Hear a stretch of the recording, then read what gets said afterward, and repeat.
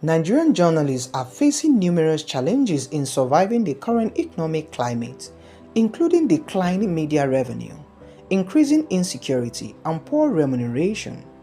To cope, many are resorting to secondary employment, freelancing, and embracing entrepreneurial ventures to supplement their income. Although the new 70,000 naira minimum wage has been approved, many private media owners are yet to implement it. Organized labor is calling on them to start paying the new wage before September deadline. The NLC must understand that if you must fight this cause, go to media organizations that are owing their staff salaries. That's the most important thing. Join hands with the Nigerian Union of Journalists and ensure that stations that owe, or media organizations that owe, privately owned, I must emphasize, that owe their staff salary, they must be checked, and there should always be reward for hard work. You don't expect me to work 30 days in a month and at the end of the day I don't get paid, or I work for 7 months and you're paying me 2 months. I've got bills to pay, I've got family to take care of. So there are other germane important things that the NLC need to address. Fight for the interest of staff that are being owed, not telling a privately owned media organization how to operate or how to pay their staff salary. You don't know how, you don't know their IGR. 11 months after President Bola Tinubu approved the new 70,000 minimum wage and pledged a 3-year review cycle, implementation remains a key concern, particularly among private media firms in Nigeria. We cannot afford to be challenging the government while we are not doing what should be done. But unfortunately, all these organizations that you have out there, because this is a real capitalist system that we run, what they want is to maximize their profit. And there is no control, there is no regulation, because most of the people who are supposed to regulate and control them, they are the people who also own these companies, those institutions. Go and check. If you come to the media industry, we are the people to go and be raising voices for this, for that, and be challenging people and say, oh, this company has not done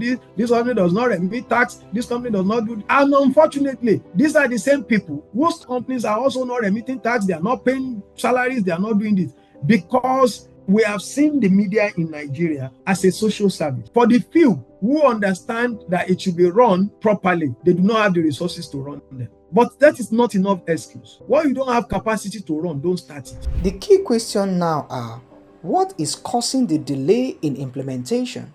And will private media firms comply with the September deadline set by the union, especially with no penalty outlined for non-compliance? Most media owners don't care. They think they are already, the few ones that manage to pay salaries think they are doing professionals like myself and yourself a favor by giving us a job, but not recognizing that we are the ones who are truly the ones doing them a favor. We have seen the terrible state of journalists in this country. We have taken note of the fact that a lot of these institutions, media institutions, have not been living up to their duties and responsibilities to their members. In fact, the thinking out there is that once some media organizations give you their ID cards, then that should be enough for you. You should be able to survive with your ID cards. The implication is very severe, and very unwholesome. And that means that journalists can do whatever it takes just to make money out there from the people because they have an ID card. It doesn't portray these media organizations in good light. It doesn't seem to show a proper understanding of what the media is all about. The responsibility of the media is to hold government officials and society accountable to a very large extent, to speak on behalf of the ordinary people, of the poor people.